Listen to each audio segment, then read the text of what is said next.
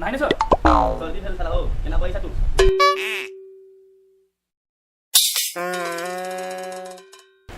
सुना न हो हाँ? हम चप्पल देखित रही हां चप्पल हम देखो हम देखित रही हां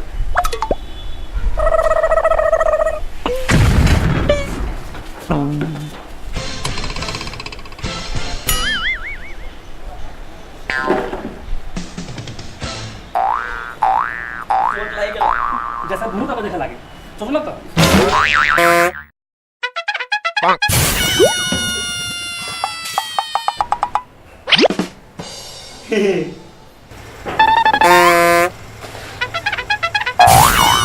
अहाँके नाम कथी है?